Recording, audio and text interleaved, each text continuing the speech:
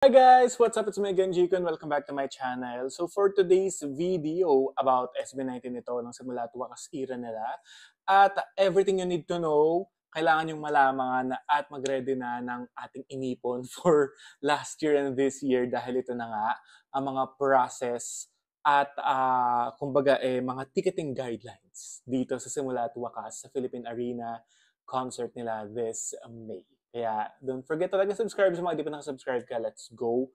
And isi-share ko na sa inyo ang kanilang pinost 40 minutes ago.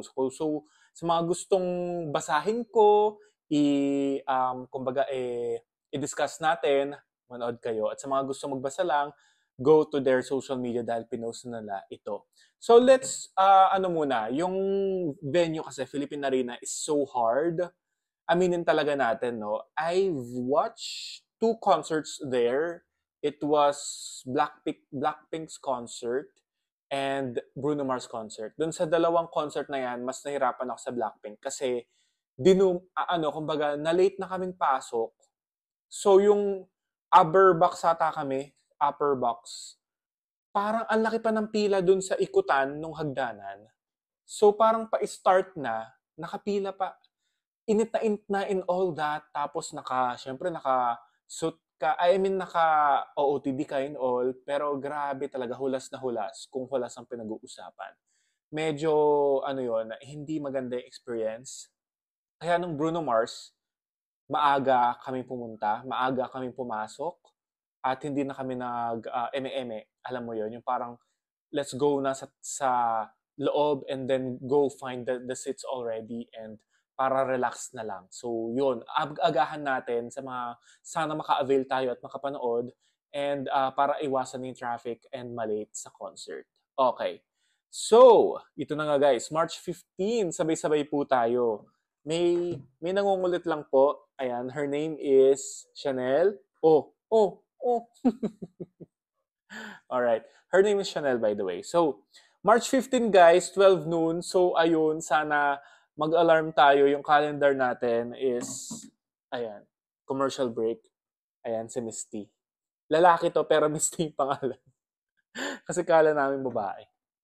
Alright, 12 noon sa SM Ticket. So, may mga pupunta ng maaga sa mall, may mga pupunta rin ng maaga rin sa SM booth. Tapos, ako siguro feeling ko online na lang kasi hindi kaya. Medyo tito vibes na ako. So, parang hintay na lang sa sa ticket, SM tickets online. Alright.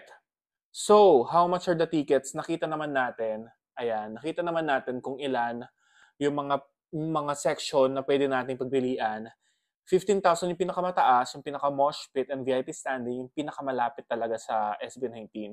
1,000 naman ang upper box B. So parang Gen Ade yun, pinakadulo talaga siya. So, I don't know kung ano pa yung ticket na i-avail ko. Depende na lang kung ano yung available na pwede nating i-purchase. When will tickets be available for purchase? Online selling tickets will only be available for online purchases on March 15, 12 p.m. Kaya 12 noon, ayan. So, di ba, talagang before, kumbaga 11 or 10 mag-abang na, okay? Okay, dapat yung account ninyo and all that kung online kayo.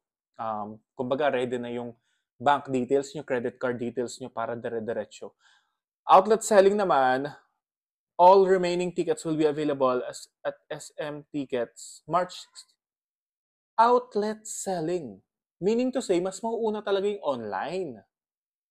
Tama ba ako? Yes. Kasi yung available na lang, yung natitirang available pa, pwede sa outlet, pwede sa mga SM branches, if I'm reading it correctly or tama ba.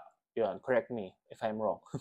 What is the maximum number of tickets? So yung iba kasi group nagpa-purchase, so pwede daw ng 10 tickets per transaction. So that's a good thing because that's a lot already. 10 person na sa isang account.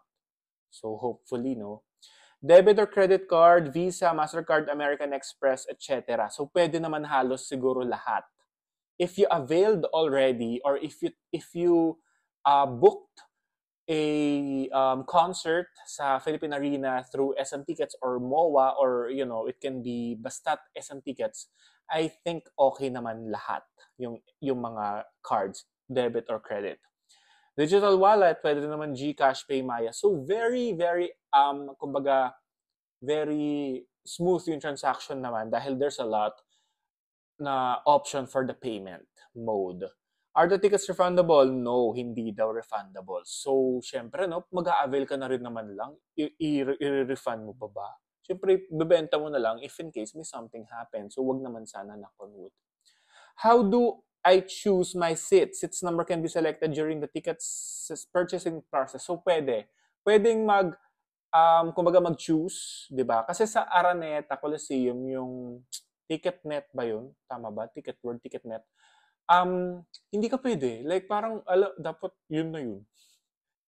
Di ba? Kasi parang I tried nung time nung kay Sarah G ata, nung concert sa online, parang yun na yung bibigay sa'yo. Hopefully, makahanap ng suitable na seat mo na for you. Which is, SM Tickets naman, ganun naman siya eh. Tama ba ako? Yeah, ganun ako nung nag-avail ako nung recent concert naman sa SM Tickets. Yun talaga yung seat na prefer ko, go, push, ganun.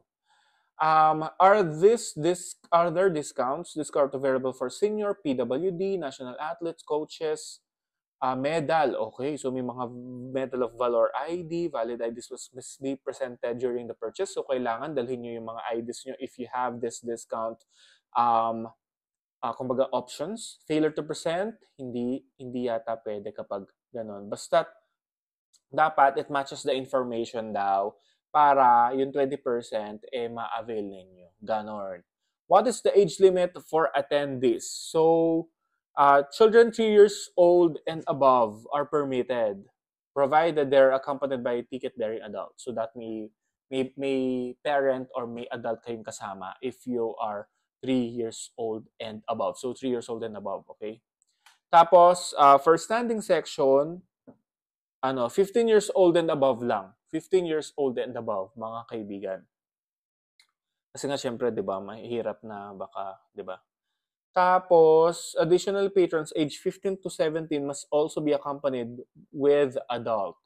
All minors naman, aged 17 years and below, must be accompanied by ticket-bearing adults. Specifically for every 4, there must be at least 1 ticket. Kumbaga guys, itong mga to, alam nyo na eh, kailangan, kung bata kayo, kailangan may kasama kayong matanda or ate or kapatid or nanay, tatay, di ba? Dapat may, syempre, kailangan dalhin yung ticket bago pumasok. Tapos, ayun. So, kailangan safe tayo lagi. Kailangan may communication lagi kung family kayo or may kasama kayong bata. Ayun, di ba? Do I need physical tickets to enter? Yes, kailangan yan guys kasi i-scan nila. You must present your physical tickets. For online tickets, ayun naman, 'di ba? Kapag online tickets, you have to avail the origin or the physical tickets sa SM Tickets outlet nationwide. Dalhin nyo lang yung photocopy or yung parang copy nyo, makikita naman nila yon and then they will print your physical copy. Ayun. Will there be other option for international customers? Pwede naman daw sila doon sa online. But global packages will also be available soon. Soon. Okay. So, kailangan guys, magising tayo na maaga.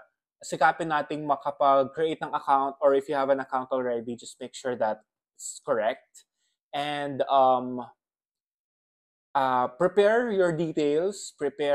I will prepare my details as well. Yung mga sinasabi ko dapat isa sa ulo ko rin at isa sa gawa ko rin on the 15th. Dahil sabay-sabay tayong kakabahan at mahihirapan at magkakalabanan kung sino-sino nga bang magwawagi sa dulo at makakapanood ng, oh my goodness, I think talagang paghihirapan to ng SB19 with the stage, with all, because it's their first time staging Philippine Arena for their Simula at Wakas. So Simula at Wakas is very unique and the trilogy siya. So pagtatag yung second nila and Simula at Wakas is the third.